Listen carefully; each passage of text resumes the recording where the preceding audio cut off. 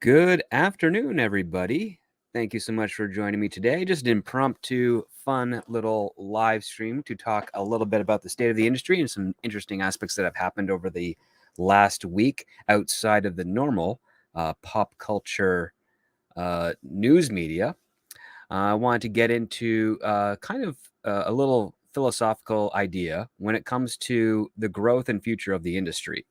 So we have something was sent to me by a friend and colleague, where people have been really jumping onto this AI thing, and I have addressed it, and I think it's a fair thing to address because we don't really understand the full potential of what artificial intelligence could do when it comes to the creative process. At this point, right now, it's really not much of a competition to those with any skill or history or understanding of the art form of story. But when it comes to art, composition, editing, music, and whatnot, AI has been doing some pretty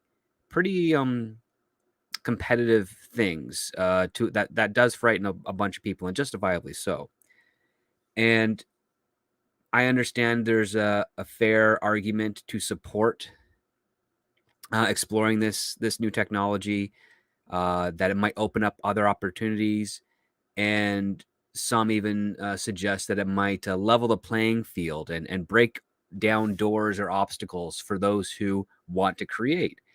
And I think there's some truth to that, but I also think there's a lot more potential for abuse and a lot more potential for a kind of disposable type of approach to entertainment where it doesn't have as much value anymore, because people could then take some of the things that they like, plug it into an AI, have it create something for them to be entertained, and instead of treating it with the value that someone would treat writing a story themselves, or making a television show or a movie or a comic book or anything of that nature, where there's actual love and passion and dedication involved, we are losing that because there's no effort or work being thrown into the AI stuff, or at least not in the same level of degree, because we have this other tool that is filling in the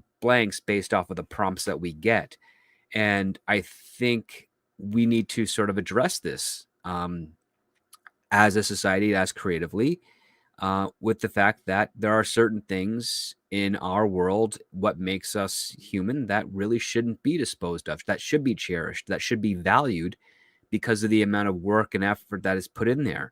When someone designs a home or builds something, or farms, any sort of labor induced intensive work, we need to respect the effort that was put in there. They've earned that with regards to the actions that they've done. And I don't and I while I do value the fact that we can create machines that can help alleviate some of that, so that the people doing that work aren't being exhausted or injured, there's one thing for it to help the work, another thing for it to replace the worker. And I think there's a certain attitude to that implies that maybe they will want that someday they want to have machines um, replace workers, not just on the physical side of things for physical labor, but also on the mental side of things. And I worry that if we um, don't better explore this, don't create an environment where we can have a real conversation and explore questions about what this could mean for us, we might end up atrophying ourselves creatively and intellectually, as a species. And that's just me and my science fiction brain going, like, what would be the best case scenario in the future? What could be the worst case scenario? So I've just done, touched on the worst case scenario. The possible best case scenario is that it ends up becoming an educational tool where our youth, which as we're younger, we absorb information like a sponge and we have a better chance of retaining it. And perhaps we could end up having an educational boost due to the AI models that can better educate people than, say, human beings. I'm a little troubled by that idea itself. But let's just play around with that possibility for a moment. Let's say that you have an AI teacher that can teach you the facts, that can convey them in a way that is best understood by each individual student. They can definitely give more attention to each individual student compared to a human teacher. And who knows? It might be more integrated and a more effective, show more effective results with the students. That's all hypothetical, but it is something to explore because maybe there is something there. I personally think that there's a lot of better value with human interaction and finding a better connective, better connection when a very experienced teacher can share their own experiences with regards to the subjects that they're teaching, math, English, or whatever your main language is, history, and art, and conveying those perspectives to help enrich their the students there. I don't know if an AI could do that and it be interpreted from the students as authentic, as opposed to just kind of soulless. So that's kind of one of the things I wanted to touch on at first, just to get us started, because we've already had, as I mentioned at the start of the show, a colleague of mine has sent me something kind of interesting. I'm going to share that with you guys right now. So bear with me as I do that. And that is a company that does writing and screenwriting competitions sent out an email announcing that they're going to do a powered by artificial intelligence 2023 AI screenplay competition.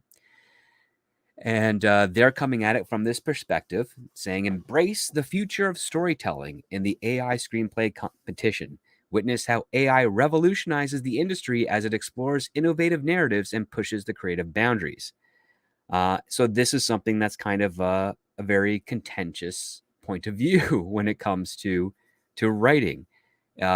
We have from the people that have started this competition, them trying to get in on the ground floor with the benefits and advantages that come with AI, but are they looking at it objectively from, does this really help writers write better?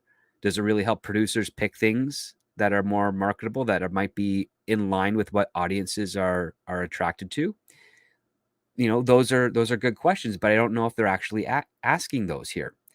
And I'll give you the parameters of what they've done here, and then I'll let you guys know what the byproducts are as it works.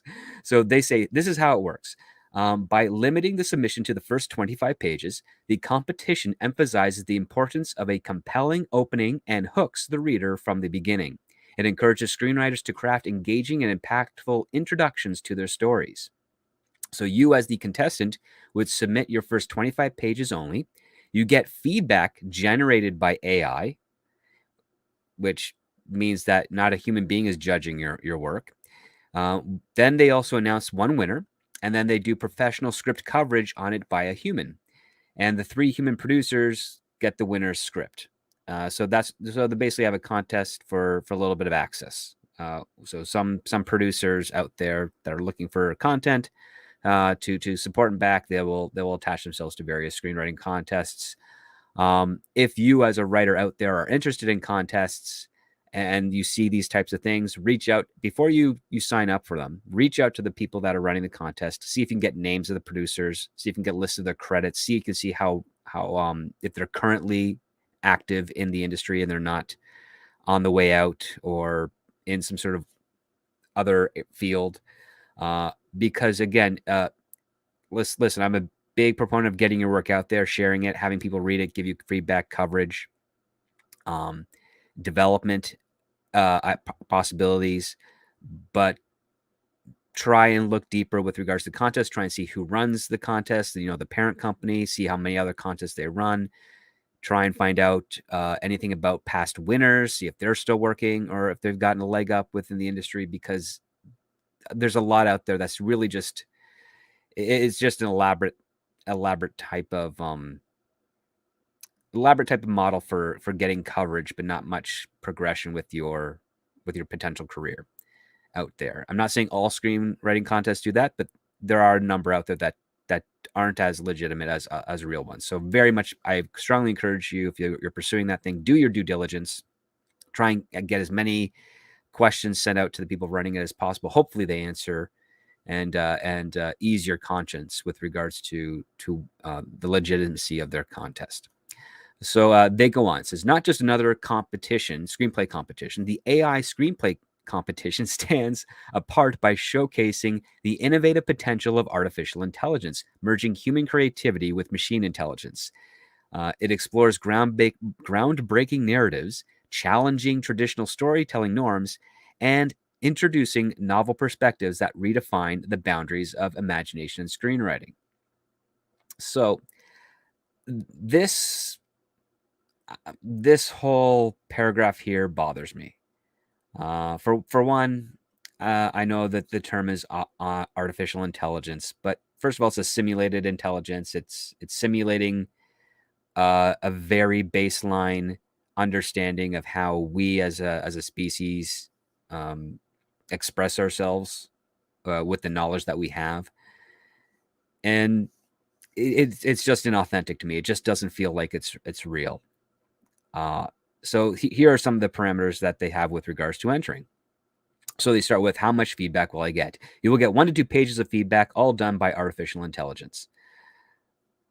That just does not feel very valuable to me. Like, what is an AI going to tell me about a story with regards to the human condition or a moral conundrum that isn't going to be plucking existing phrases from sources that actually could have an understanding of nuance far superior to a machine? Where's the human element? Where's the aspect of? So here's something that's very valuable when it comes to getting coverage, and that is, the people that are reading your work, they're only going to be as engaged as the story addresses things of their own interest. And it is your job as a writer to try and make things as interesting, as believable, as consistent within the rules that you have set out with your story. So sometimes you might write something, you send it off to somebody, they read it, they write their coverage, they send it back to you, and as you're reading their coverage, you will probably notice, oh, they have a question for something that I addressed on this page, so clearly they weren't reading it. Well, that is a valid critique of the coverage for yourself, but you have to look a little bit deeper than that. The question is, if you put it in there and they missed it, it's not necessarily their lack of due diligence that they missed it. It might just be that the way that you put it in there was not as effective as you thought it was. And the only way to find out if that's for sure is to get more coverage from other people, and you find the consistency with it.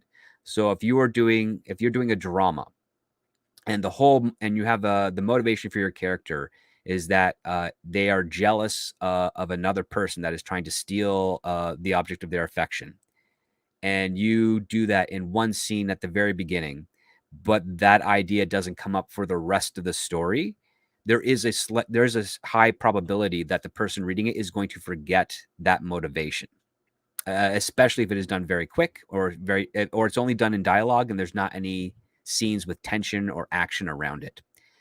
And if you are writing something of that, just as an example, and you're getting coverage back where the person is saying, like, I don't understand why this person is so upset that these two are getting together. We know that he pines for them, but I'm not getting, like, the reason or the passion. And you, as a writer, like, thinking to yourself, well, I did that. I that's the opening of my thing. It's not necessarily the fault of the person reading it, because you can't always blame your audience for what they missed.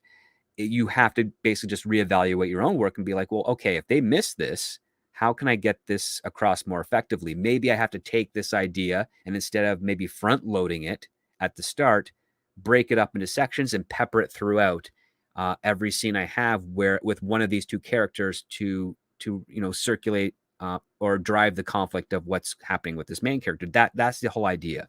Because what we've also seen in the industry is, especially with some of the tentpole movies, and we'll even talk about Indiana Jones and the Dial of Destiny in a few moments, is that we have some people in the trades uh, kind of being the messenger for some of the studios, saying that you, the audience, are wrong. You're not getting it. You're the problem.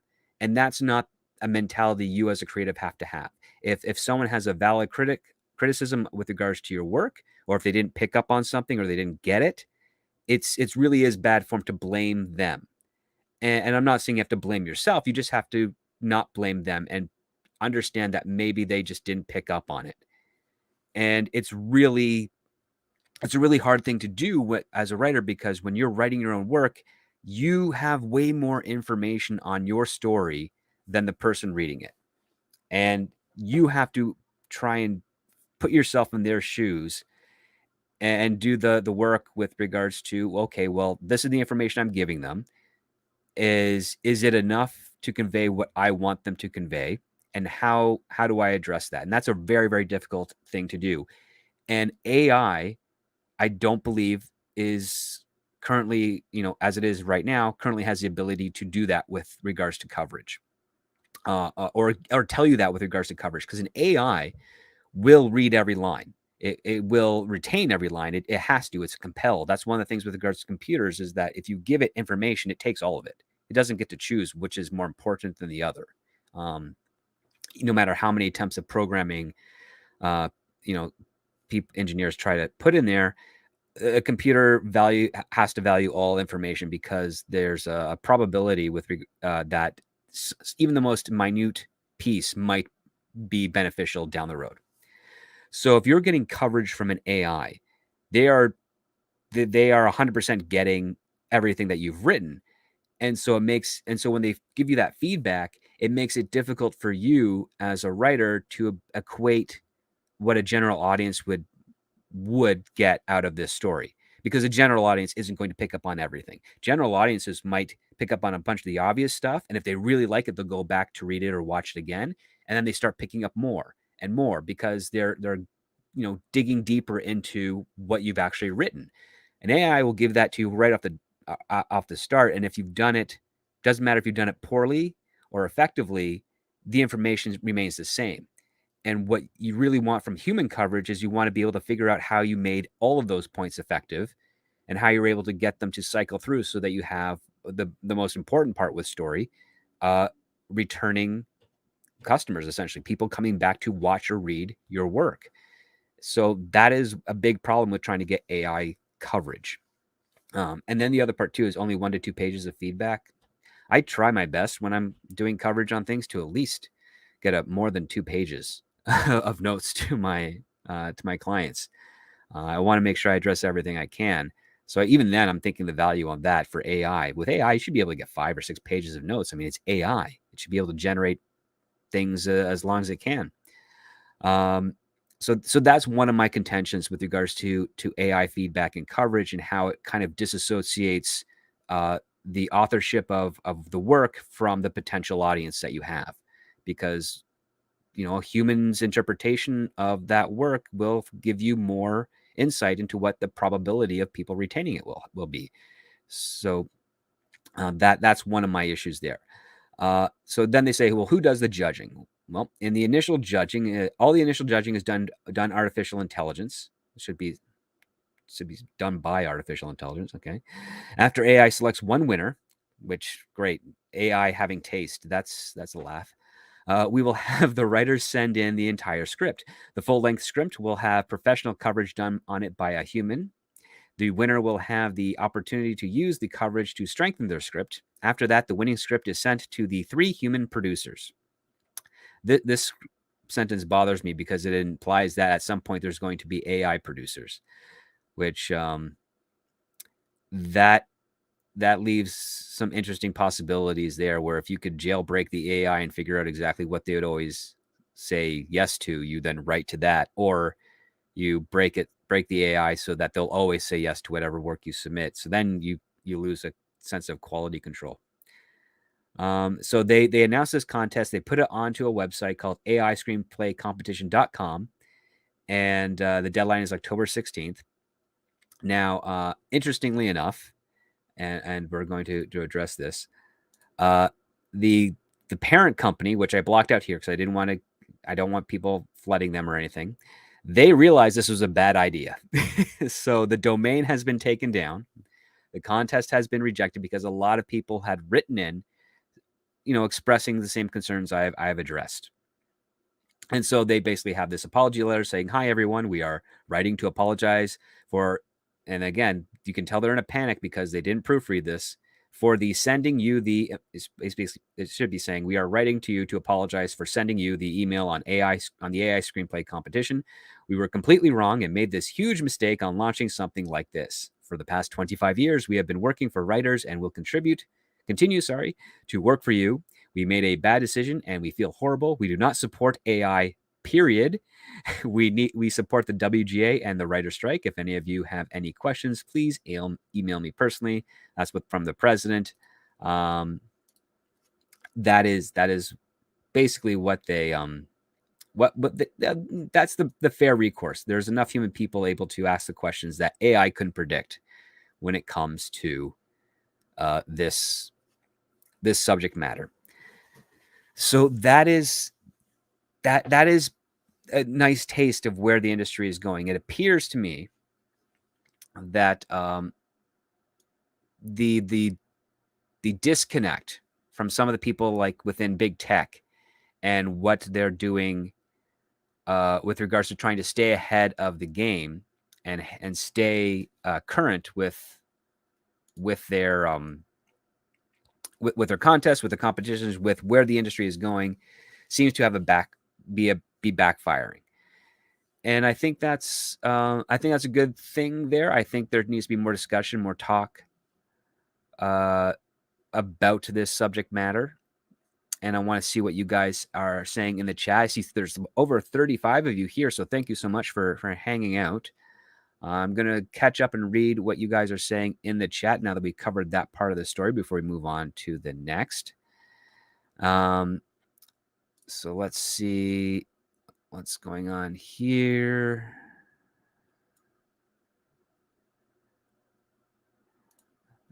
Just highlighting some comments here, and then I'll start going through them in a more coherent nature. Okay. All right. Let's do a quick one right here. So we got good old Neil in the chat. Good to see you, sir. Says, "This can go so wrong so quickly. AI are only as smart as you program it. It doesn't understand nuances or grays. It's binary. At its best, it's binary. At its worst, it's singular." Again, so that raises a question when it comes to the AI in this particular contest. If it were to be continuing, if it wasn't pulled, the question you have to ask yourself is, well, what is the AI programmed with? What are their parameters when it comes to selecting what is good and what isn't? And that's something that we as humans, we think we know. Like, here's the other part that's actually quite fascinating. And this is a fundamental of marketing. So customers know what they like, but they don't always know what they want. And there's a big difference to that. And the reason being is because sometimes something new will come around and then a customer will want that. But until that new thing came, the customer has no knowledge of it, so they can never say that they wanted it. It's just the way we're programmed. We all have our own imaginations. We all have our own things that we'd like to make. And we are hoping that we are tapping into a collective consciousness of sorts where other people will come to a realization like, hey, yeah, that's a good idea. Like, nobody said, no, before the invention of the horse and carriage, nobody ever said, I want a horse and carriage. Well, not so much nobody. One person or maybe a few small people said, I want that. And they went and built it. And then the collective whole said, you know what? That's a good idea. I want that. But the collective whole overall did not say that they wanted the horse and carriage first. Sometimes they're content or happy with what they already had before. And the same thing comes to story, entertainment, new food dishes, architecture, all of those things. We don't know exactly what it is we want, but we definitely know what we like. And when we do get stuff that we like, we know we want what we like. But it's the new stuff here that, again, we don't know. And that's the big struggle with regards to writing and coming up with new stories and new IPs, is that you can talk to thousands and thousands of people, asking them, what do they like? What do they want? And they will drop so many references to things that they already know. and have. But a lot of those references, a lot of those things might not apply to the idea that you have inside that you think is great that they might attach themselves to. Like 1972, nobody said, I really need a Star Wars. I really need to see a movie about a farm boy whose family is killed by an evil empire and decides to join an old wizard and a rebellion to circumvent their latest big super weapon. Nobody was coming, like, again, only George Lucas was coming up with that. And it, for him, from his perspective, it's kind of a shot in the dark for him to pull that off and have everybody fall in love and want that.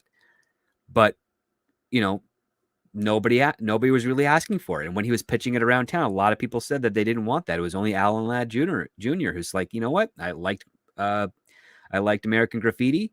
I don't get it, but I see potential in this guy, and gave him a deal. And that's one of the things that we as an audience kind of have to relearn over and over again with every generation, is that we know what it is we like, and we want the stuff that we like, but we don't always know what it is that we want. And it's such a very fascinating conundrum to explore with who we are as a species. Like, again, if any of you are old enough to remember life before the internet, only a handful of people wanted what the internet is. And when the internet came out, it was nothing like the social media side of things beforehand. It was general websites that you couldn't really interact with aside from just reading. So it was kind of like digital newspapers of sorts, archives, if you will. Then you had the message boards, which is closer to the early stages of social media, where users could actually get involved and share ideas. And then it slowly evolved into various threads, and then Reddit, and then Facebook, and then Twitter and Instagram, and all those other things kind of just compounded. But as people started realizing that they wanted more interaction, that's where things kind of grew. And again, when Twitter came out, nobody said, oh, we want Twitter. I want to limit people's speech or tweets to 140 characters. But they did it, and people found some value in that, and it became a pretty prominent social media tool. With Facebook was essentially like a digital yearbook that could just be updated daily from the people that signed up with it. And it kind of blew up into this other thing where people can now retain connection with those that they grew up with far easier than they ever could before. But nobody really thought that was going to be the case with Facebook. Like, you watch The Social Network, you take a look at what Zuckerberg was trying to do, and how it was kind of really just a lark of an idea that ended up snowballing because it appealed to something that he thought he wanted, that he liked, that other people realized when they saw it, oh yeah, I like and I want this too. And that's how it kind of grew and fostered. And did it change the world for the better or worse? That's debatable to a point. We got John Doe says, an AI is a mirror. It can't be innovative, just weird and incompetent. Yes, that is pretty true. It's only as intelligent as those that can program it, as it's been said before by Neil. We've got Davina Duckworth here. Hello.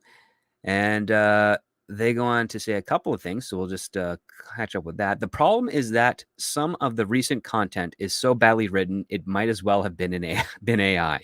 On the bigger budgeted side of things, absolutely. Companies don't like being held hostage like screenwriter strikes, and they don't like paying a percentage to anyone. Regarding Nemesis, it's hilarious that the protagonist started as actress Kelly Lynch, then Megan Ward, then Oliver Gruner. That's the Mark Miller book, if I'm not mistaken. Yeah, that's one heck of a story. Neil goes on to say, here you have to picture yourself as the audience and also as the characters, knowing the information they do. Yeah, there's a lot of in the place of writing, you have to remember that not every character has the exact same knowledge that you have, and not every character has the exact same knowledge as everyone else. One of the things I love having fun debates with, especially when it comes to Star Wars or Star Trek or any of the big sci-fi stuff that take place in a larger, outside of the confines of a single planet, is that you have to take a look at a concept like the galaxy. So we have in Star Wars, you have a galaxy that is heavily populated with thousands upon thousands of planets, and each of those planets has, at the bare minimum, a society as dense as Earth, as complex as Earth. And when you multiply that, you have to realize that not everyone in the galaxy is going to know who Luke Skywalker is, or who Anakin Skywalker is, or who Obi-Wan Kenobi is, or Yoda, or the Organas, or any of that nature. It's just too complicated. It's too many things. It's oversaturation of information. But there's something really fascinating about that, because it allows you to have isolated stories that can be told in parallel to the civil war of Star Wars, between the Empire and the Rebellion.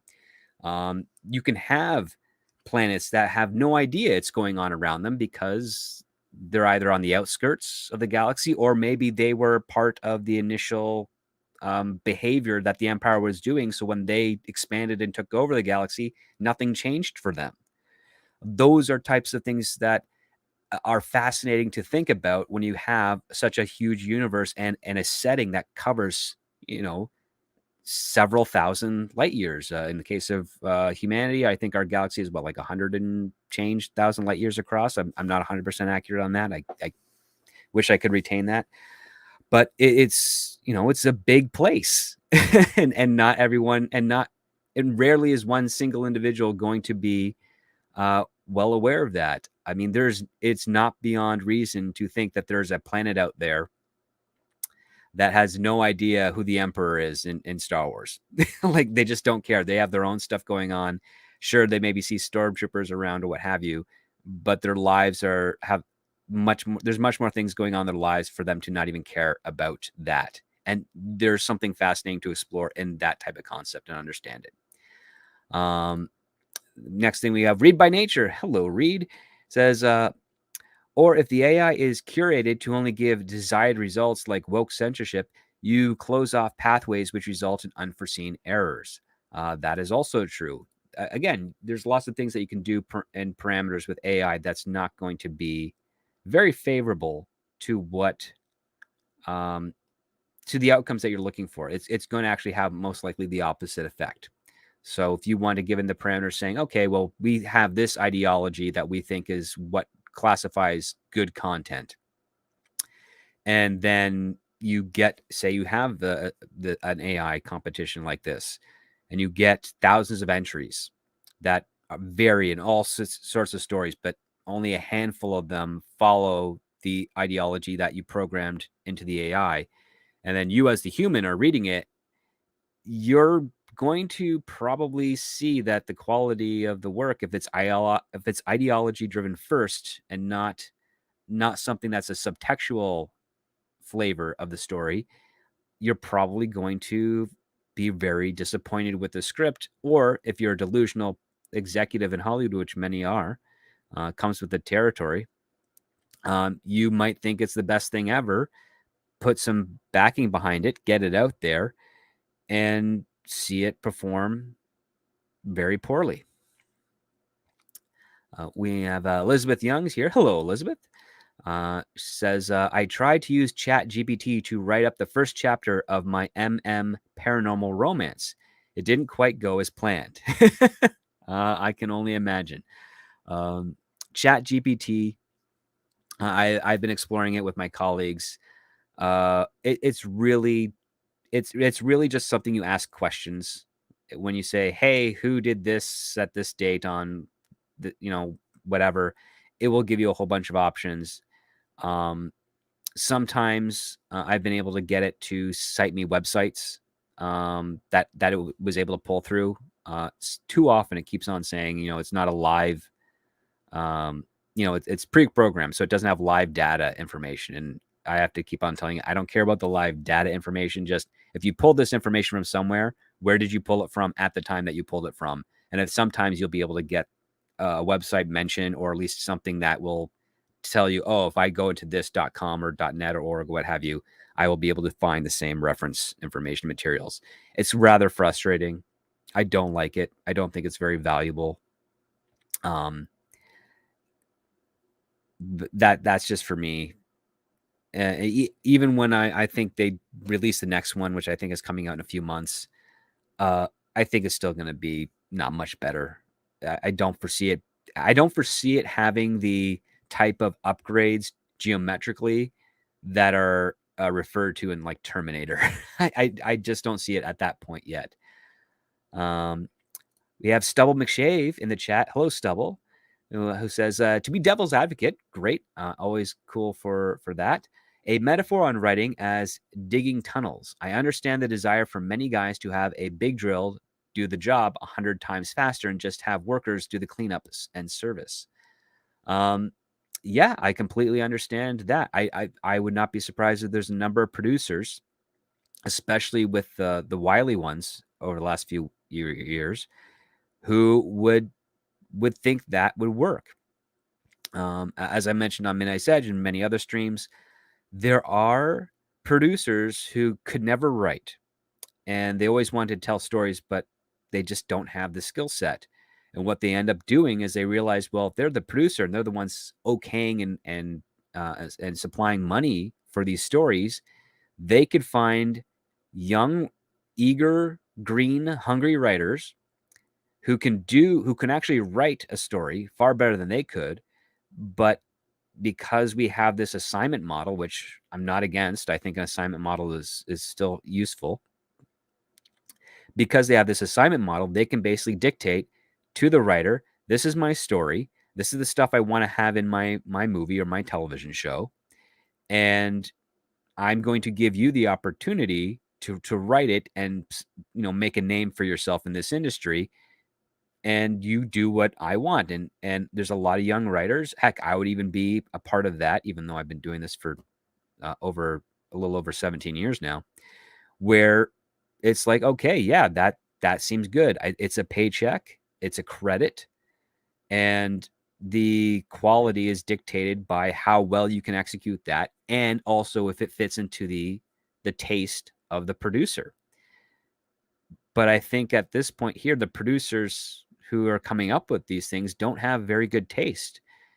And I was having conversations with some colleagues, and we were wondering if a lot of the producers that are coming out of business school now, they're in their early to mid 20s, some of the older ones in their early 30s, but their frame of references regarding stories, regarding books, is very limited. Like even for myself, whenever I'm talking to someone that is older with me, that is more well read, and they bring up a book that I haven't heard of, I try to get that title and author of that book down and read it and seek it out. Go to a library, go to a bookstore, get it, read it, figure out their perspective and their point of view. I like doing that. It annoys my girlfriend sometimes because she'll come over and see boxes that have arrived full of books that some she's heard of, many she hasn't, and it's like I'm ready to start reading this, and sometimes I'll stay in and read when she wants us to go out, and that causes a little bit of conflict, but I always try to balance that out. I have a number of books. One of my colleagues recommended me a science fiction book that I've seen the title around, but for some reason I just never picked it up, but I decided to pick it up recently. It's called Star Wolf. It's by Edmund Hamilton, I think it is, or Edmund Hamill. Let me check here. No, I was right the first time. Edmund Hamilton's, and it's it's a cool looking cover, and it was published many years ago. I got one here from Ace Science Fiction Books in New York. That's how old this book is. It looks like it was done. Yes, 1982 is the printing history that I got here, and this is from 1967 initial collections here. So I just got that in the mail a few days ago, and I'm going to be reading that just to expand it because I've never read it before, and I've had some other people mention this in passing, and I'm like, why not? But I've also encountered a number of people in the industry where you bring up a book, they're like, I don't know what that is. And you say, hey, you should read it. And they go, yeah, sure. And then you come back maybe a couple months later, bring up the book again, and they're like, I don't know what that is. And you end up repeating the conversation. And that, as I think, is a big problem that we have. not just in Hollywood, but I think it probably does spread out a little bit in culture as well. After all, the instant gratification of Instagram and TikTok and social media in general is a hard thing to compete with.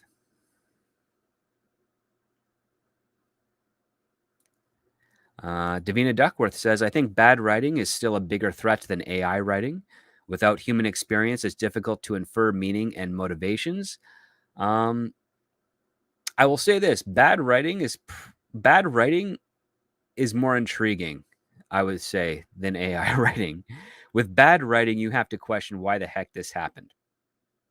With AI writing, what I have noticed is that it's very derivative. It doesn't ever. There's no imagination to it. With bad writing, I've still seen imagination. It's just very peculiar, or it doesn't quite line up with whatever's being set up. John Doe, to further support what I was saying there, no one knew they wanted a phone, computer, encyclopedia, record player, map reading passenger, and television that they can fit in their pocket. But once we had smartphones, we couldn't live without them. There is, yeah, absolutely.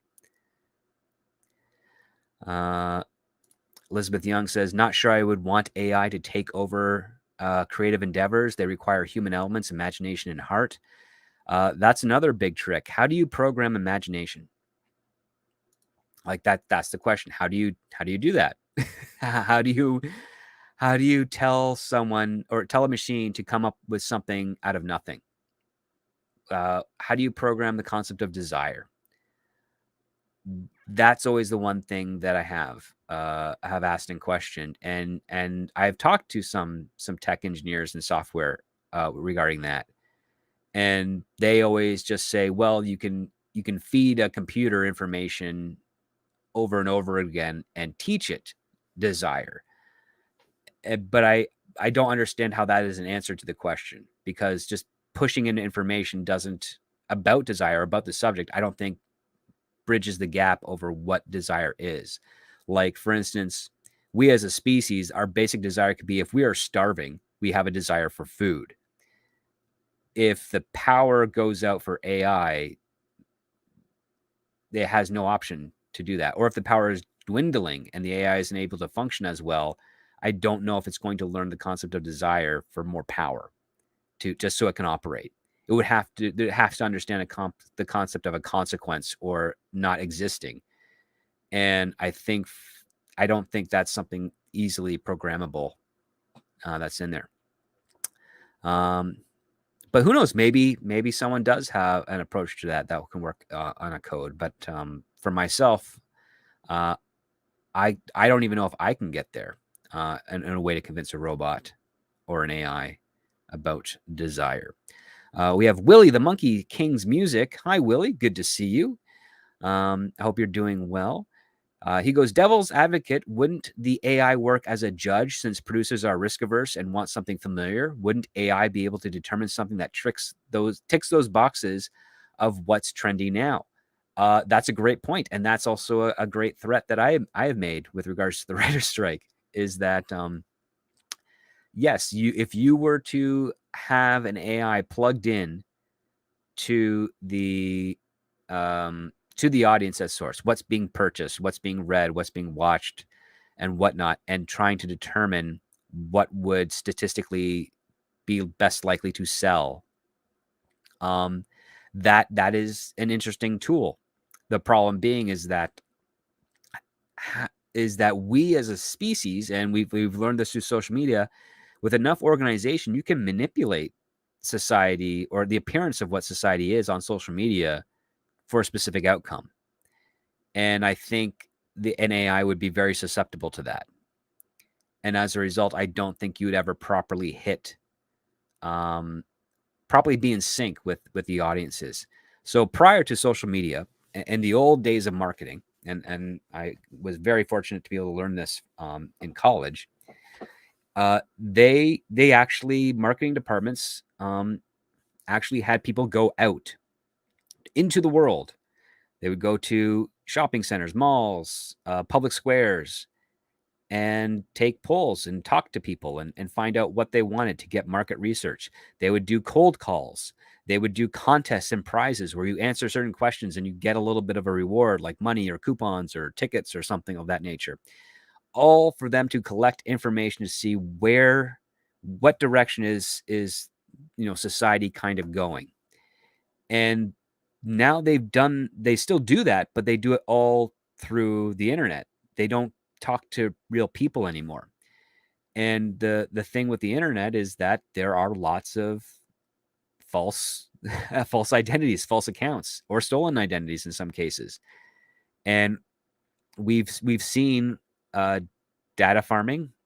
We've seen the opposite of a single person with multiple terminals posting on social medias as different people to try and influence or direct a certain outcome. We've seen public relations firms supposedly do that. I'm not going to name any names, but they've been out there to push and promote product that the audience has rejected to try and change the narrative and convince people that are averse to it to maybe, spend your money over here. And it doesn't always work. So the question, and Willie, you make a great point. So the big challenge is, how do you find a version of that AI that can first identify the disingenuous, the leaning on the scale sort of thing aspect of social media, and how can you have it completely disregard that information and only focus on the stuff that can be verified with real human people? And that's a very tricky aspect, because again, as I said before, when you're programming anything that's based on a computer, it cannot dismiss information. It's really, really hard for a machine on its basic principles to dismiss information without the software that's programmed to dismiss that information eventually just dismissing all of it. Again, it has a binary aspect to it. It's one or the other. It's all of it's valuable or none of it's valuable. And that's a great conundrum. And that's one of the things I like to explore when it comes to science fiction and robots and AI and that type of stuff, because there's very cool stories here. And what's quite fascinating is that Isaac Asimov in his I, Robot short stories addresses all of that as well. It's not just the three rules. It's also the fact that what is valuable, what isn't valuable. So, I might want to do a reading with you guys of that. Each short story, do a stream, maybe. That'll be something to think about. If you guys think that'll be fun to review I, Robot and its relations to modern day interpretations and practices of AI, let me know. That could be interesting and fun. We have John Sapola here, says, Script Doctor, AI is akin to us mimicking whale song. Whales won't understand or comprehend. I would not be. Yes, I think that's a pretty fair assessment. Yeah, I mean, even though it can send us words and things, I don't know if it can actually generate a valid conversation with us yet. But one day, who knows? Someone might be able to figure something out there. So let's catch up in the chat. It's going to refresh on me in just a moment. We got Matt G here, shows pizza. Gosh, I want some pizza. I have to do a lot more walking. The last couple months with the writer's strike have had me sitting down a lot more than I'm used to. And I just got to get up. Like I'm standing right now at my desk, and it's a little uncomfortable, but I'm trying to not be sitting down as much, because it's not always healthy for you to be doing so for many hours of the day. And but I'm also trying to stay off my feet a little bit, because I've been doing a lot of walking, and I definitely overdid it a little bit because I had a couple blisters pop on me. So I've got the rawness going, which I can tolerate, but it's just uncomfortable. And I like being comfortable. We all like being comfortable. There's nothing wrong with that. Davina Duckworth says, AI writing is imitative at this point, but so is human writing when you think about it. Well, it can be. That's the other part too. That's one of the things that's kind of fascinating about this surge of AI, where for years, producers, directors, and fellow writers, we all talk about what is your voice behind your work. How do you make it distinct and stand out? And that's basically, what is your word choice? What is your point of view? How do you approach themes? And what do those themes mean to the characters that you pick and write about? Those things are really valued in Hollywood when they're looking for something to make. And then after it's already made, they forget about the writer.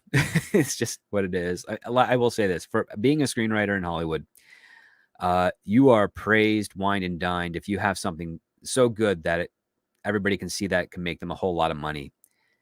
But once it's made and it's put out there, it's all about the people that made it as opposed to the person that wrote it so that it could be made. I think it's horrifying and funny at the same time. And it is the nature of things. And only every couple of years, when the writers are negotiating for their minimum basic agreement, does the studio kind of remember the real hierarchy of things here.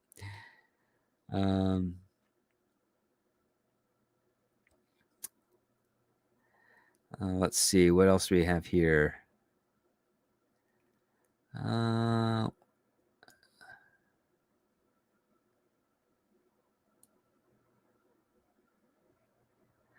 got John Doe says, our galaxy itself contains 100 million stars and is 100,000 light years side to side. It bulges in the middle, 15,000 light years thick, but out by us, it's just 3,000 light years wide. Monty Python. Yes.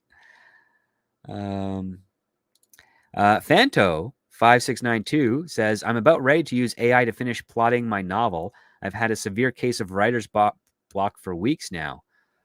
Oh, well, I would do your best to try and avoid it. Usually when it comes to writer's block, maybe it has to do with kind of maybe losing sight of your target when it comes to the resolution of your works. So I would always just say, if you're having writer's block, give yourself like a day or two break. Go back to your notes. Go back to the first part. Like Phantos, did you write, say, a synopsis, or did you write a pitch or a single sentence with regard, like a log line of sorts, with regards to what story you're trying to do? Or are you going in a more stream of consciousness way? Because I found that a lot of writers hit a block when they're on the stream of consciousness path. So think about that. And then here's the other part too. Take a look at certain actions that have occurred right before you get to your block with regards to the characters, and just start asking yourselves, well, what are the consequences if any of these actions go in the worst possible way it could go, and see where that can lay up. Because again, you're writing, you can always experiment, and the best part is that if you don't like it, you can toss it out. You haven't lost anything, because you've gotten work done, and you're going through the motions to get to the next beat in your story. So just push through, explore various paths, because you never know where they might take you. And you might end up, opening up a well of sorts, and having a flood of ideas that make up for the time lost on the writer's block. Yeah, sometimes you just have to, just take a break, get a palate cleanser.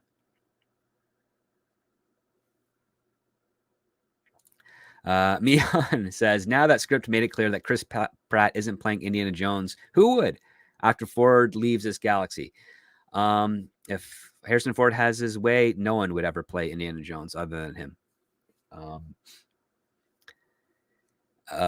In a perfect world, I think it would have been River Phoenix, because those two got along quite well for the short period that they hung out on the set of The Last Crusade, because River Phoenix said that he wasn't trying to impersonate Indiana Jones. He said when he started figuring out how to do the character, he started impersonating Harrison Ford, and from there he was able to channel Indiana Jones. And I think he did it quite well, and he probably would have been a pretty good successor, one that I think Harrison Ford would have not had too much of an issue handing off the hat to.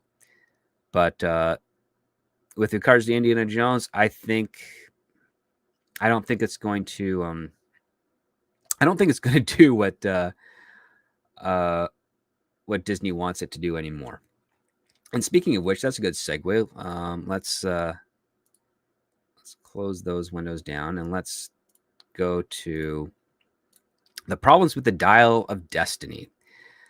So this is actually a different type of problem, because I'm not going to talk about the identity politics or any of that nature in there, because those are easy stuff. Those things are kind of uh, low hanging fruit, as it were. The basic premise with regards to the Dial of Destiny, aside from the time travel aspect of it, which doesn't feel very authentic to an Indiana Jones story, I think comes down to, we have this convoluted premise to put Indiana Jones in a position he would otherwise not naturally be in. And that is, he's someone who has left his associate dean uh, position in Connecticut to teach at a university in New York. I don't know why he would do that. Like, his life looks horrible, and this doesn't appear to be his life as a result of the separation with Marion, because the ending of the movie would preclude that this was their place and she left him. It seems like they decided to sell whatever home they had in Connecticut and move to New York for, just to teach archaeology at a university where his students aren't really interested in him. And it just doesn't ring true to Indiana Jones. It doesn't ring true to what he was doing, and it doesn't ring true to the fact that this is a man who, as much as he loves archaeology and as much as he loves teaching, uh, he wouldn't put himself in a worse position where he couldn't do that as effectively, even with his old age. And I know a lot of people out there really would say, like, yes, Indiana Jones loves the adventures. Well, Indiana Jones has adventures. I don't know how much he actually loves them, because, again, you have to remember, Indiana Jones is fighting to stay alive for himself and for his colleagues in those movies. I'm sure he could be very cathartic at the end of it, pulled off, like, oh my God, I can't believe we pulled that off. I can't believe we survived. We survived the opening of the Ark of the Covenant. I can't believe we survived the Shankar stones. I can't believe we survived the collapse um, of the temple in the Last Crusade, and we met a 500-year-old knight and all those things. Like, the fighting for your life part, people really don't want to be doing that. But the thing is, we as an audience are very entertained by it. But you can always understand that I don't think Indiana Jones wants to jump headfirst into a bunch of people that want to kill him.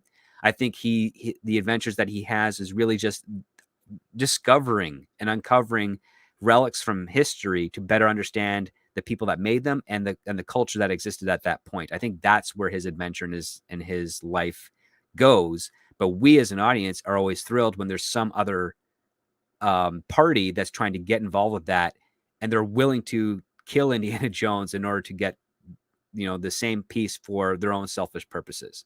And I think that annoys Indiana Jones, and we can see that in his motivation. I mean, when he encounters the Nazis of World War II, first thing out of his mouth is, "I really hate those guys," and he's not happy to see them. I mean, someone who likes an adventure and stuff, they're usually happy to see they're not always happy to see their enemies, their antagonists, or what have you.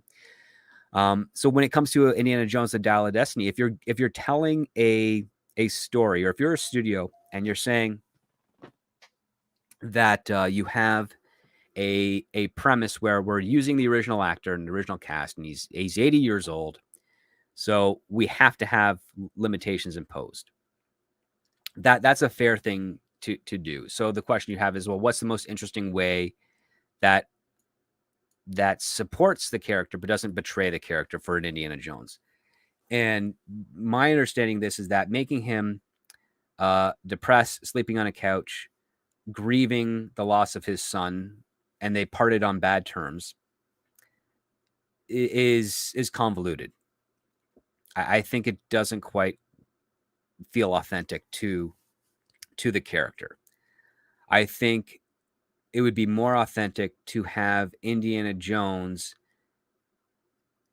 be very much a very engaging and popular teacher, a person who has seen things that only a handful of other people in all of humanity has ever seen. A person who a lot of the stuff he has seen is not going to be public knowledge. I don't think people are going to be going into his class because they read in the papers that Indiana Jones found the Ark of the Covenant and it's now being held up in a secret warehouse somewhere by the US government. I don't think that's going to be public knowledge for anyone. And I don't think that's going to be a story he will be able to go into too much detail about, but he could probably have a very interesting lecture on the Ark of the Covenant, what it could mean, what it could possibly do, its value, where it could be hidden, all of those types of things that'd be very engaging and popular. I think that's kind of what would be the case. One of the things that you can say Crystal Skull got right is during that motorcycle chase scene when they go through the library and one of the students asking Professor Jones a question, he gets kind of excited and engaged, and you know the kid is very helpful, is very appreciative of his work before he's then scooted off on a motorcycle, and that's a cool dynamic, and I think that is something that should have been further explored because we're dealing with a Jones who he's getting older, he's far more physically vulnerable.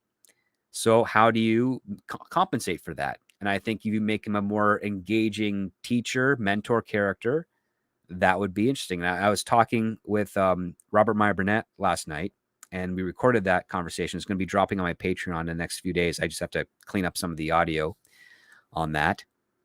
And I pitched the idea that wouldn't it be interesting is if you had Indiana Jones, who is a popular teacher, and on Friday nights he goes to Marion's bar, which is like just off campus, but all the students patron there, and they had basically a stump the professor night where Indiana Jones is sitting on a stool by a chalkboard, and the students have all their history books, and they're trying to ask him things about archaeology to try and see if they could stump Indiana Jones on some knowledge. And if they stump him, they get like drinks on the house for the night.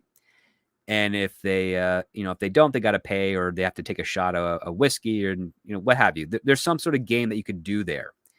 I think that would be an interesting take because it shows a relationship and it shows a different position of what Indiana Jones is in. And then if you wanted to have him go on an adventure, you have to give him a motivation. And one thing that I kind of enjoyed with regards to Last Crusade is the fact that Indiana Jones doesn't really care about finding the Grail. He cares about finding his father. So why wouldn't we do the inverse of that? Let's say we have a story where if it's being taken place during the Vietnam War, Indiana Jones and Marion, they come home from their Friday night trivia with the students, and standing outside the door is an Army veteran who's got a letter. And he's saying, Mutt has is missing in action and he's been declared dead. And then you have these two motivations. You have Marion probably arguing, well, if there's not a body, then my son's still alive and we're going to go get him. And Indiana Jones saying, I don't know if we have, the fortitude to get it, but we're going to, damn well try. And then you go on to the adventure, finding the clues. Where was he? Where was he lost? What was he doing? Was it a combat operation? Was it an exploration? Was it some sort of a scouting operation? And then just let the story kind of go that way. And if you wanted to bring in a Helena Shaw type of thing, you could. If you wanted to bring in a Short Round as an adult, you could. If this was supposed to be the end chapter of Indiana Jones, you really do need to bring in as many characters, especially the actors that are still living, into that fray to sort of tie it all up and go out with a bang of sorts, and also with a compelling goal. What we had here is we just had a very depressing introduction with Indiana Jones, and Indiana Jones is not depressing. It's supposed to be very fun, very adventurous, and that was kind of missing here. Even with the opening that I saw, it didn't feel like Indiana Jones. It just felt like a set piece, and don't I don't see any value to it. It's basically, oh, that happened. Moving on, and the other part too that I would probably add with regards to the trivia night is I would use it as an argument against the idea that the university was probably trying to force Indiana Jones to retire. And I think that Indiana Jones wouldn't want to retire if he's still capable of teaching, if he's still able to interact with the students, and he still has his wits about him. I think it'd be fascinating if he said, "No, I'm not retiring." And I think it'd be also interesting if a younger professor was trying to come in and take his job, um, and you could have some conflict there. And if you wanted to introduce a character like Helena Shaw, and if you wanted to make her a little bit more agreeable, you would the smarter thing to do would have her come in and defend Indiana Jones's right to retain his tenure, his retirement, retain his job and not retire. Because the whole idea is that you need to get new characters that you introduce in the franchise. You need to get them to become likable to the audience. We want to see them, and I think they really missed the job there. They tried to put in cheekiness and arrogance with a really thin veneer of inauthentic charm with Helena Shaw. Like I just didn't buy her and buy her character, buy into her. I didn't think it was very interesting that while he was teaching a class, she was the only one answering questions, and it just didn't feel like a fun dynamic there. So that's just kind of my take there. The principle of the matter is that Indiana Jones, they wanted to put him in a position that didn't feel authentic to the character. And I'm not saying you have to give him like a happy, start him off in the most happiest of endings. You definitely want to inject conflict into your character. That's why I think, forced retirement is a good conflict. I didn't like the idea that in the Dial of Destiny, he was being retired and he was fine with it. And I understand the concept being, oh, he was fine with it because, again, he's grieving his son. He doesn't have a legacy anymore other than his students and what he was doing. So yeah, he's at this point of giving up, and giving up and Indiana Jones are very antithetical to each other, and that's why I don't think um I enjoyed it. There were some moments and pieces throughout the film that I thought were valid. I think when after they escape the boat and Helena is making a joke, Indiana Jones is basically just puts her in her place and says, "I just watched my friend die." Um, I think that was probably the closest we got to a real Indiana Jones than ever before in that movie. Um, but yeah, those are just my kind of musings right now with regards to the problems. I'm not going to see the movie again. It's definitely not going to be part of my collection as far as I can tell, unless it's gifted to me by somebody who um, just didn't understand it. Most likely it'll be an older relative of mine. Lots of them like to give me movies and sets here and there. But yeah, that's just kind of the basic principle is that if you're going to do something Indiana Jones and you're going to do and you're under the restrictions with regards to the actor and you're trying to line it up with a certain time frame, play around with the conflicts that feel as authentic to the character as you can. Don't put like Robert Meyer Burnett says, don't put your universe or your agenda before your characters. I'd also add in, don't put the type of conflict that you want to tell before your characters. Try and find a synchronicity between the character and the conflict. And if you can't find that synchronicity, it's probably not the best conflict for your character. So that's one of the things that I would add as an addendum to that. Read by Nature says, it just seems like we see the same pattern repeating. The callbacks that should have happened and the deconstruction of the main character to artificially prop up the new product. That is something that I addressed in my conversation with Robert Meyer Burnett, because there is a model that was successful that I mentioned on Midnight's Edge the other day. And that is Mission Impossible. Mission Impossible was a big show in the 60s and 70s. Almost was a hit in the 80s. A couple of scheduling snafus occurred on ABC for its revival. But it took a legacy character that a lot of fans loved in Jim Phelps, and it made him the bad guy. And a lot of fans of Mission Impossible were very upset by that. However, the movie made a lot of money.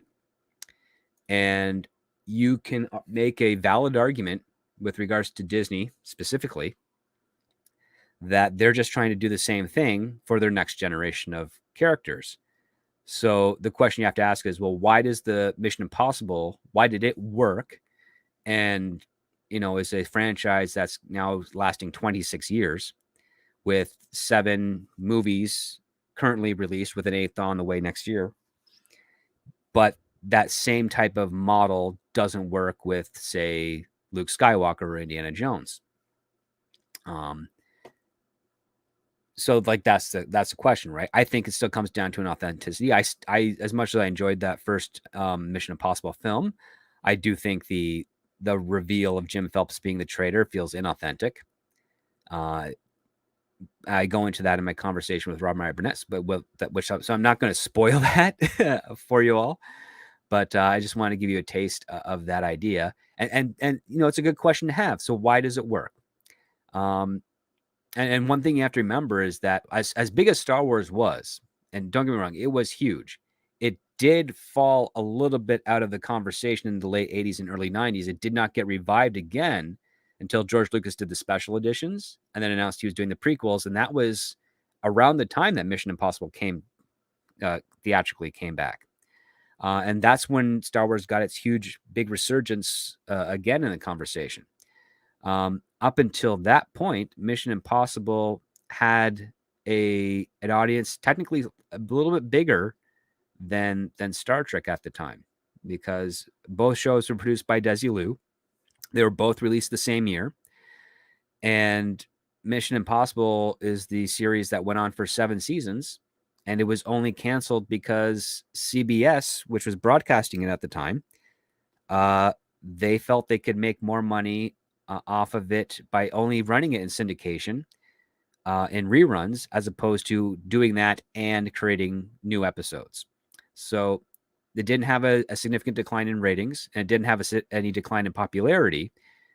They just canceled it because they thought they could make more money rerunning it as opposed to letting it continue on and adding to what they would be syndicating.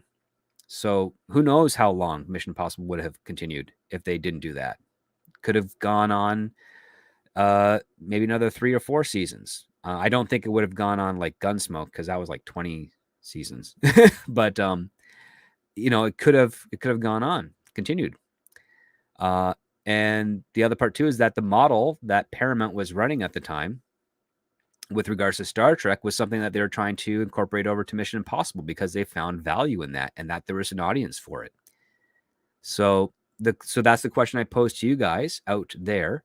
You can let me know in the chat, or you can let me know in the comments. Why do you think that Mission Impossible was able to get away with that model, treating a legacy character in a manner that was a betrayal of their core essence, to hand it off to Tom Cruise's character, and doesn't work with regards to Indiana Jones in this case, or Star Wars? I'd love to hear your theories. And the theories that don't require popularity are probably the ones I would suggest avoiding, because the idea is that the model is the problem, not necessarily the popularity of the franchise. So if we were to just say do a sequel to Battlestar Galactica, and Adama or Apollo were then turned into evil people or deconstructed and as a sacrifice to the new characters, how would that work out? I think it's important to explore that, because if it works in one, there might be a way it can work in others. And even though I don't like it, I want to figure out why it works, so that maybe I can come up with like a counter argument or a counter methodology to better pass the torch without having to go in that same direction with that same outcome. Fanto5692 says, how did it make a lot of money though? Mission Impossible? I think because up until that twist, the movie was quite engaging. So let's see what's going on here. Uh, the Introspect M says Hollywood seems locked into starting with the wrong focus: actor names, social agendas, industry favors, cool scene ideas, producer egotism, nostalgia bait, etc. Storytelling seems to be last place. That has been Hollywood for the last 60 years. So um, it is what it is.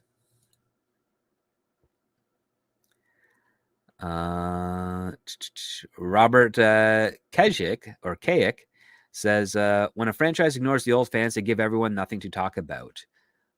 Well, here's the thing that's kind of interesting. The franchise itself always wants new blood. And the smart approach is that you want the older fans to be the facilitators of that new blood.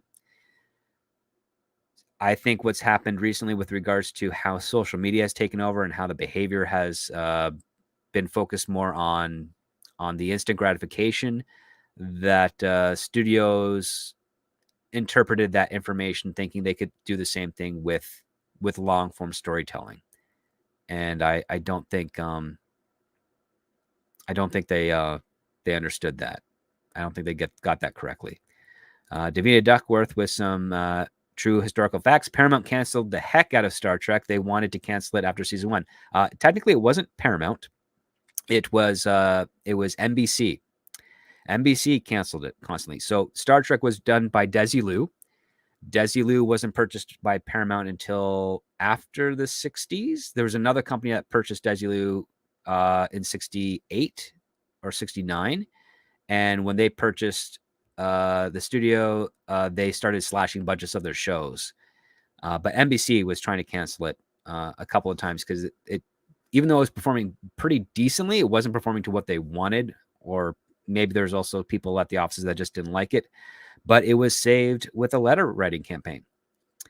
And yeah, I think for that time, NBC was not the best network for it to be on. I think maybe CBS or ABC would have probably been a better network for Star Trek and its origin at that point.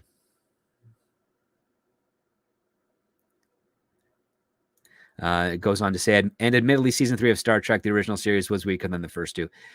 Yeah, there were some changes. I think a lawyer came in to write an episode or two who had not much experience in there.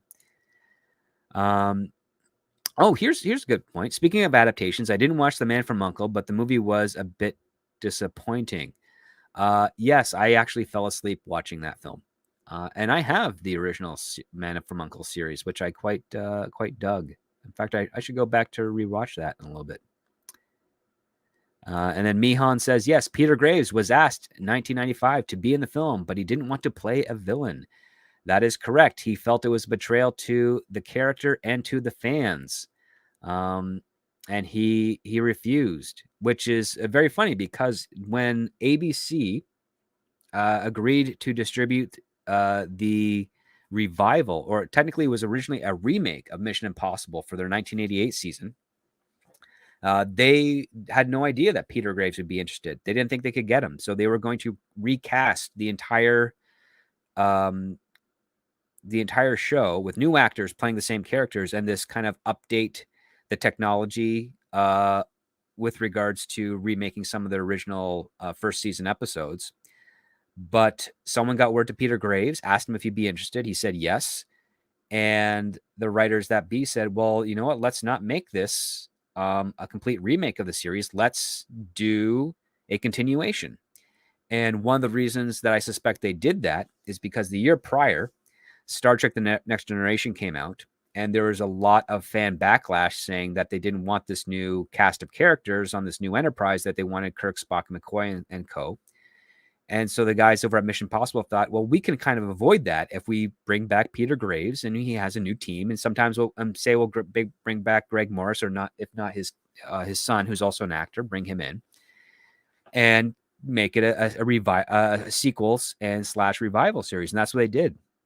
And that first season was broadcast on Saturdays on ABC, and it did so well in the ratings And this debuted right after the resolution of the 1988 writer's strike.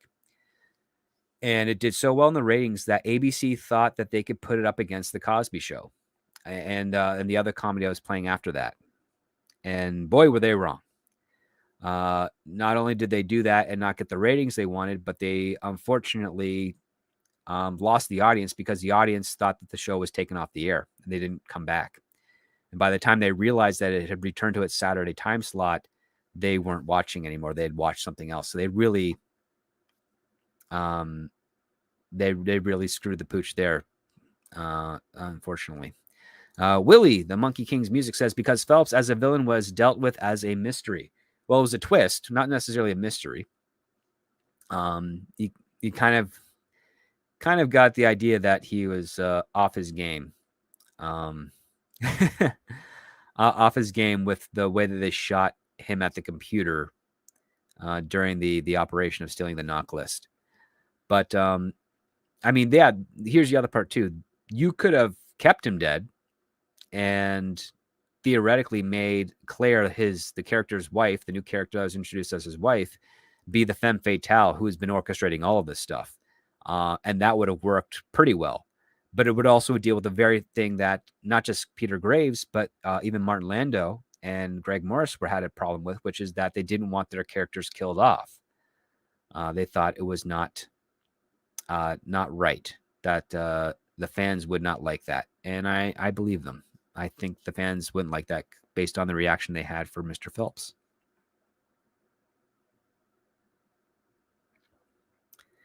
John Doe says, I think Peter Graves didn't come back, so the betrayal of the character didn't retroactively taint the original series, so you could forget that it's the same character. For a lot of people, I think you can definitely partition the movies from the television series because you don't have Peter Graves returning. And nobody from that original cast came back to the films since. So yeah, you can definitely separate them a little bit easier because the original cast didn't come in there. And I think that helps a lot because I have rewatched some of the older episodes, especially the first season before Peter Graves came in as Jim Phelps with Dan Briggs. He was the initial guy. Some of those episodes are great. In fact, a lot of that series is great. I should go back, watch some more. Shinatsky says, I think Tom Cruise was big enough and Mission Impossible doesn't have as hardcore of a fan base as Star Wars or Trek. Well, I already addressed that. By the time that movie came out, Mission Impossible is still in the zeitgeist. However, I will say this, because you do have the prequel trilogy, you had the animated series, and you had the excitement of another movie being basically built up through Disney's marketing team. Yeah, you got a lot of people really wanting that in there. But again, there was some significant backlash in the trades and in the press with regards to Mission Impossible. The problem was that, again, up until that point where you don't know that Phelps is the traitor, it's a very, very, very entertaining movie. And then even after you get to that point where he's the traitor and you have that big set piece on the train, all really, really good and entertaining. And I think there's something that's said that you can kind of pull it off, but it has to be done very carefully and correctly. And so, yeah, again, popularity is not entirely relevant at this point because, again, every franchise has its own peak of fans and level of popularity with regards to that. And it also, and again, like, they did not do justice to Han Solo in The Force Awakens. That made $2 billion. Well, that took in $2 billion at the box office. As for how much Disney made in profit wise off of that, that's debatable. And same thing with The Last Jedi. Terrible movie. A little bit over half of the box office of the previous one, but still, that's quite a lot. And yeah, you kind of have to realize that even the diehard Star Wars fans were not too thrilled by that. Enough of the audience was fine with it, and that's a whole other problem to address. I don't want to get into.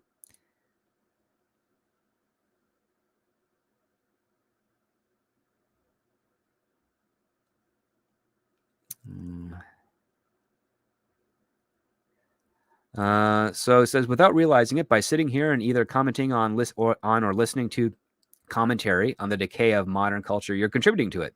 You're part of the same cultural decay that you're lamenting, because instead of fixing the problem, you spend all day simply observing it, and that doesn't do anything to change anything. You're screaming into the void. Well, I'm a screenwriter, and if I wasn't on strike, I would actually be writing things to pitch to counteract that, Patrick Kitson. But at the same time, here, I'm also using this platform as audience research, one aspect of audience research. I want to see what audiences want. And, or to be more precisely, I want to see more about what they like and throw out little ideas to see if I'm in sync with what they would want, hypothetically speaking. I am not just sitting here preaching like an audience member or anything of that nature. I am trying to delimit a problem and get in sync with my audience. And that's what I'm doing. But I appreciate your comment there. Thank you so much. Davina Duckworth says, I don't remember anything about MI1 other than Tom Cruise dangling on a line and those face masks. Yeah, that's fair. Again, I would say overall, that movie is pretty solid, probably one of the better ones. On my Patreon, I reviewed the very first draft by David Koepp that mostly remained throughout the production of the film. A couple of characters combined, a couple of set pieces cut, a couple of other ones reworked to be more extravagant. But overall, pretty much the same story. And we got Loki from Loki's Mornings of Mischief. Hey, sir. I was listening to your show this morning. It was a fun one. You and Adega were doing well. Hollywood has tried to cover all their bets to the point there is no risk. And with no risk, there is no reward. That's the other part, too. When you get into the over-corporatization of an entertainment industry, you lose the aspect of risk that allows for entertainment to be a thing.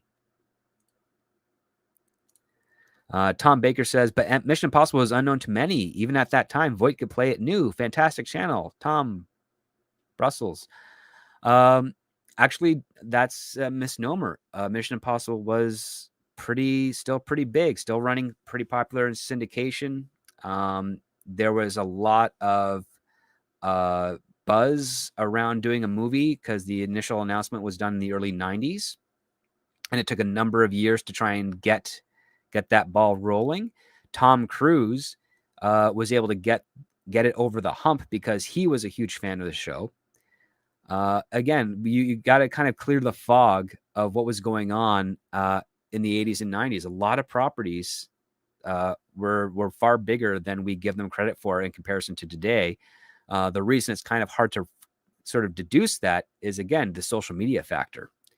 The social media factor really does provide exponential take on what was popular or what is popular today in comparison to what was popular back then. So that's something to also consider. But no, I definitely can get how you could see a little perspective there. The other part too is that it was so ingrained of pulp culture. People knew the Mission Impossible theme song. People knew the gag of this message will self-destruct. It was actually even used in a very famous cartoon called Inspector Gadget. That was one of the gags that they were playing off of, and people knew it, and that lasted well 80s and into the early 90s.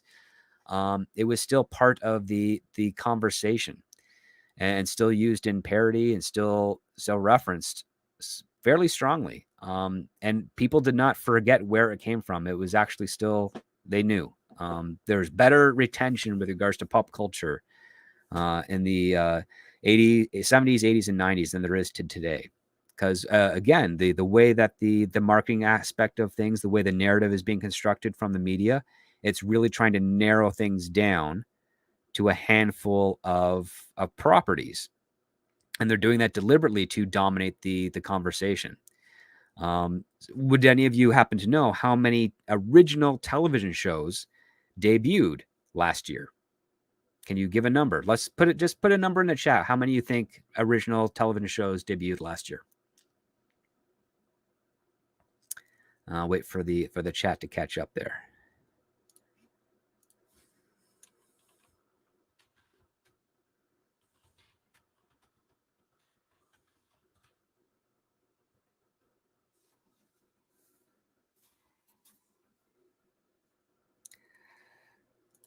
All right. Let's see here. So we've got Read by Nature 20, Mihan 2. Okay. Let's see. I'm sorry, I'm just catching up here with you guys. I'll say John Doe thinks 250 TV shows. Okay. Neil, 5 or 10. Willie, 100. Tim Morelli, 50. All right. Okay. I'm going to share with you that. Here we go. 599. 599 original television shows came out in 2022, last year. I want you to think about that. 599. These are original.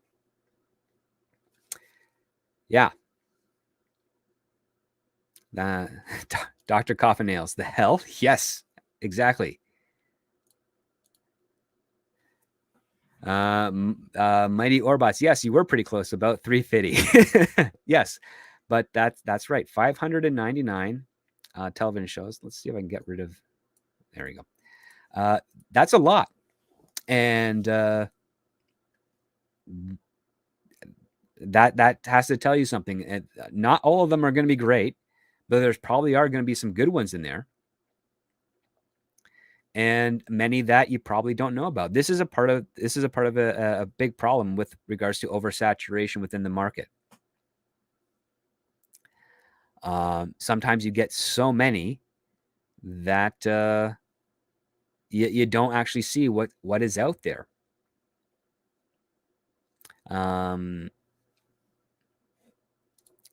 Networks canceled a ton of shows after the pilots in mid-season. Well, no, these are stuff that aired. So this pilots that are canceled don't air. So who knows how many more have gone on to that. But that is it. There is a lot more stuff out there than you know about, and it's hard to find.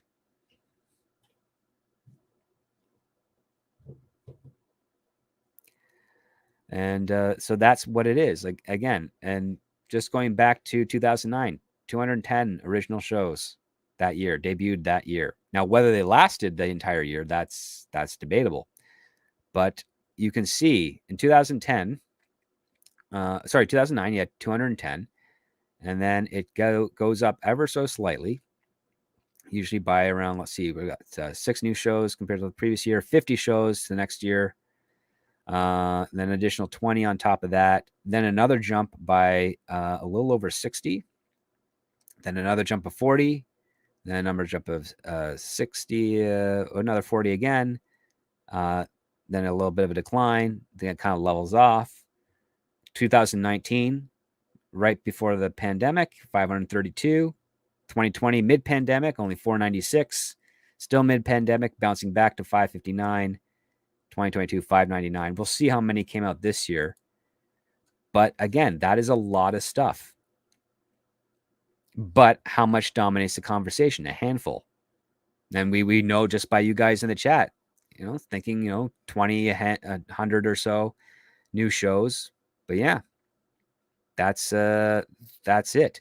Now, the other aspect that's also to pay in mind is that you have the streaming elements. So that means you have a number of series that are limited numbers, but this includes streaming and network. So network is still kind of on a basic model. They kind of bounce between 13 and 26 episodes, but that has been kind of the way things have been going since around 2017.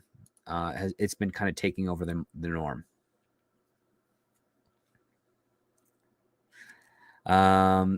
So let's see here. So Siege, yep. So when did the change from 20 episodes to 8 occur? That was very slow. It was a really slow change because it really came down to the types of shows that are being sold.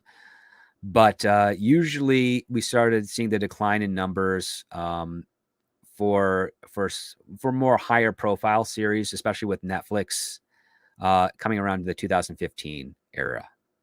That's when that kind of sort of became in there. Last year, you still got 13 episode basic 13 episode orders with a handful of back end deals of 9 or 11, depending on the network that they were on. But yeah, a lot of these shows are network, and I would not say a significant of them are not streaming, but there are some. I would say a fair amount are streaming. Fanto5692 says in the 80s and 90s they had 50 60 episodes a season. Now we're lucky to get 12. Well, no, it's in the 60s and 70s they had upwards to 30 episodes ish a season, and in the 80s that went down to about 26, and then the 90s it went back to 24, to between 24 and 22, and 22 lasted for another 2 decades into the early 2010s. So that's some craziness there. But when you're doing something like, say, for a soap opera, which was pretty daily, your daytime soaps, they had tons of episodes a season. It was crazy nuts then. But yeah, I just wanted to share that kind of light to you all there. Phantos, maybe I'm thinking of animation. That's also a bit tricky because animation is far more expensive. Because even when I'm looking at some of the older, like Johnny Quest was only one season. Scooby Doo was rebooted multiple times, so it's got a lot of episodes. But I don't think it has. I think its initial run maybe it was only 40. That's a good question. I should look into that. Thank you, Fanto. Oh, that's interesting.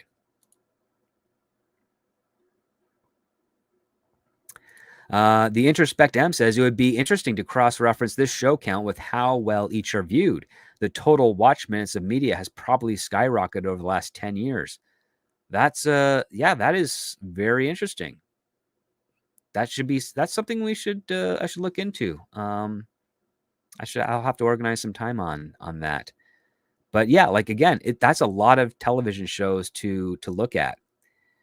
And I'm pretty certain you could probably go into like IMDb and get a list of all the stuff that would debuted, and I'm pretty sure some users have compiled a strong one. Well, and you can see how many got out there.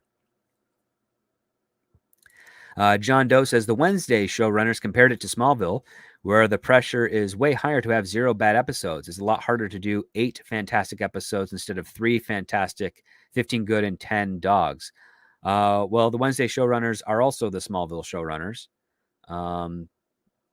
Decent writers, kind of a mixed bag overall, I would say, in quality. But yeah, like it depends on your writer's room. So that's the other part too. If you have a strong writer's room, you can have a lot of good episodes. When you take a look at the sitcoms of the 80s and early 90s that were half-hour, 22 episode shows, most of those seasons have a lot more hits than bombs. On the hour-long thing, because you have a different schedule and you have a different type of narrative, it is often more hit and miss, but that has to do with the fact that you've just got a writer's room of people trying to hit an end point with their episode order as opposed to telling a story. Like, for instance, a show like Smallville, they broke down the first season, I think was supposed to be like 24 episodes or what have you, and then they carried it over to the second season. But they broke it down, and they didn't really have, in my opinion, the most competent writer room. They had Alfred Goff and Miles Miller, they had an interesting take, and they were definitely in tune with what was going on with teenagers at that point in time. But I also think that because they're trying to do something big and on a very tight budget, they ended up circling the drain with a lot of tropey dynamics. Love triangles, secrets, conspiracy, and then they had their freak of the week stuff for the first season, and then the second season they tried to get into more of a serialized thing. And I don't think everyone was on the same page for that. And even though the show is fairly popular and still has a lot of fans, I was not a fan of that show. I thought it was kind of a disservice to the character. Personally, I don't think Clark Kent would ever grow up to be a whiny little pissant. Even though it had a great cast of characters with John Schneider, Ned O'Toole, and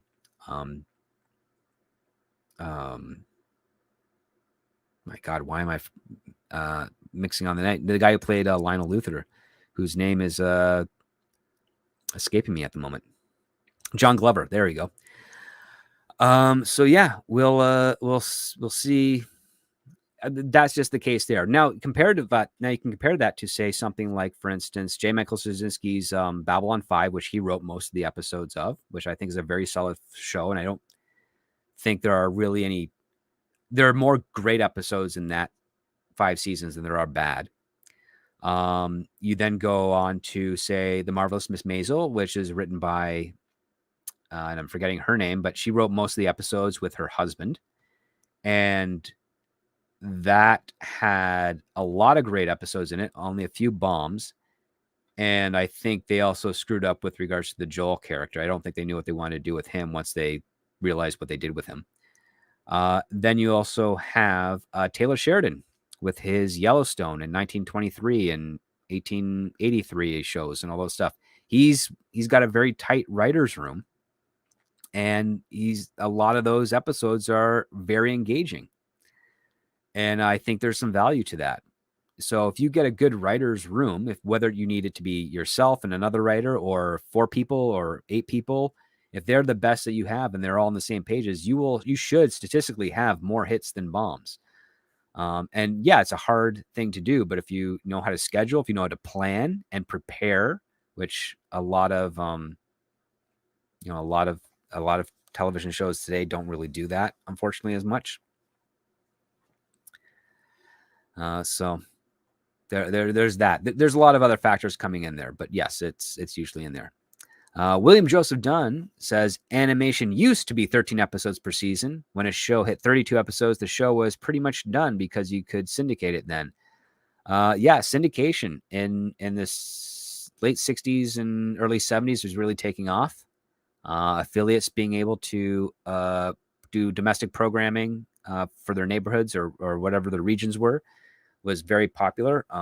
I grew up with a lot of shows that were originally debuted in the 60s that were syndicated in the 80s. Watched those more often than the stuff that was made in the 80s at that time. The introspective, does it really work that way? I'm not sure there's a max number of good episodes a show can produce. I agree with that. I think it's up to the writing team and the crew that you have and the actors you have and the post-production team you have. And if they're all on point and if they're all the best at what they do, I think you can have as many good episodes as you can make. I think the only time you fail is when the failure comes from, the source in the writer's room. If you don't deliver a good enough script, if you're just trying to write to a deadline, because either you as the showrunner didn't negotiate a decent schedule window prior to production, or the only way you're able to get your show is because the producers restricted you on your production window. Like, those are complicated things that I don't want to get into because, thankfully, in one regard, I've never had to deal with it at that level. On the other regard, I have had to be called in on favors, lucrative favors, to help solve tight problems that occurred because either a location was lost, an actor didn't want to get out of the trailer, there's a conflict in schedules where an actor is actually on location, on a main location, and they're trying to do secondary stuff with guest stars, what have you. and they're shooting, two people are shooting different things. Like second unit director is shooting the stuff with the guest stars, and then your principal director is shooting stuff with your leads. And there's a conflict with regards to what's happening with the scene synchronicity. Like a whole lot of crazy problems that can pop up that are brought in there that I one day hope I don't. Part of me hopes I get to deal with that in the near future once this writer strike is resolved, and the other part is like dreading the day that I'm going to have to. So we'll see. Willie the Monkey King's music. Have you read the draft of Goff and Miller's draft of Spider-Man 2? How different was it from the finished film? I don't know. I think I have it. I can't remember. I do remember the Greg Berlanti drafts of Green Lantern and The Flash, which are horrible. Actually, I remember also reading David S. Goyer's The Flash as well. That was also really bad. Was it worse than The Flash that we got? I say it was on par. They're both equally bad. Willie the Monkey King's music says, isn't Taylor Sheridan the sole writer for those shows? Well, he's the one that gets final credit on them, but he does have writers, assistants, and other teams involved that help him out. But he is primarily the only guy doing it. However, he has got 2 co-writers on Lioness that'll be debuting, I think, this fall, if not earlier. I think he's the only writer on Landman with Billy Bob Thornton, but I don't know if that's gone into production yet. I have not checked, but we'll see. We will see. Mihon says, script and Cameron Pasha should adapt Cameron's book to a script. I would be honored to work with Cameron. I dig him. I like his philosophy and approach to writing. I've got his books, which I'm reading right now and I'm really enjoying. But I don't think he needs me to help him adapt his work to a script. I think he is more than capable of doing that himself. But if he ever wanted to send me a script for some notes or commentary, I'd be happy to give him my thoughts. And like all the time, he doesn't have to listen to my thoughts at all. My thoughts are really just to try and get people thinking. And so that's my goal here. Neil asks, what's your take on Zach Penn? I really loved what he did with Whedon for Avengers and Free Guy with Sean Levy. Zach Penn is okay. I've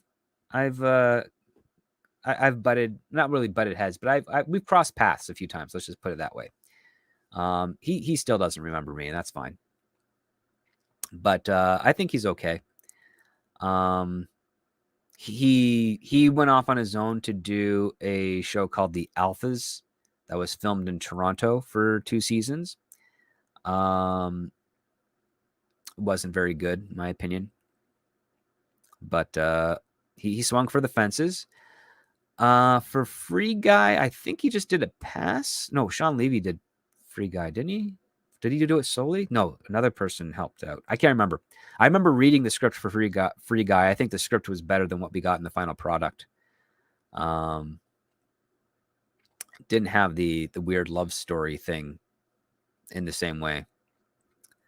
But yeah, that's I think those are they're okay. I'm not a big fan of Whedon as a writer. I think he is part of the problem, his type of writing and people trying to repeat it. In fact, I think anyone trying to repeat another person's style of writing is bad for the industry. I understand people wanting to be as good as their favorite writers, and trying to mimic and pay homage to their style. But I think it's just a disservice to yourself if you're trying to do that. Everybody goes through their Joss Whedon, Tarantino, William Goldman type of phase. Ideally, you kind of want to get through it and then disperse it and find your own voice as opposed to repeating that. But I think because Whedon gained great notoriety for Buffy the Vampire Slayer, and was able to inject a little bit of extra oomph into Marvel by way of the Avengers, which was the only thing Joss Whedon never directed that actually made money. So play close attention to that. I think that was actually a detriment to itself, because it just felt like everybody gets their quip, and you kind of muddy the voices when you do that. And yes, and that's actually something I addressed with Mr. Robert Byron Burnett. Wow, this show has gone on a lot longer, a good hour longer than I expected it to. Thank you, everybody, for hanging out with me. I'll address this one question, and then we'll end the show here. Mihan says, thoughts on Christopher McQuarrie as a writer-director. Chris is, I would say he's very legit.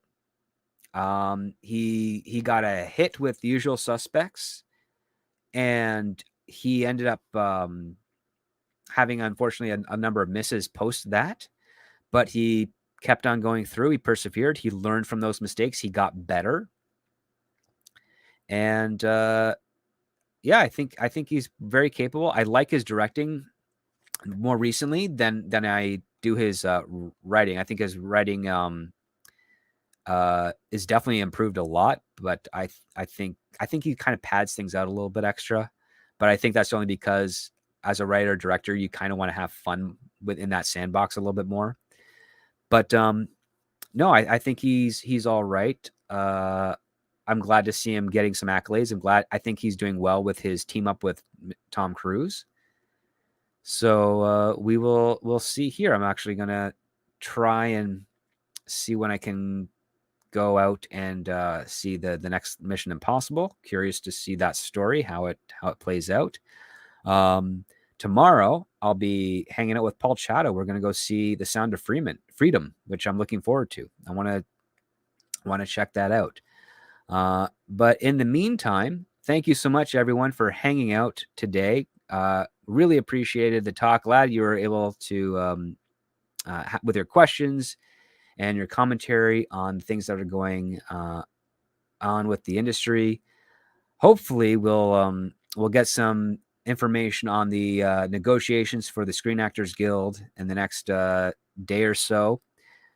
So in the meantime, I'm going to go back to doing some research and some work. You can find me popping up later today, most likely on Midnight's Edge After Dark. And then at 9 p.m., I'll be joining Jeff Hicks over at the WCBS channel. So follow me on Twitter at ScriptDoctorPhD to see when I'm going out live with those guys over there. Have a fantastic rest of your day, everyone.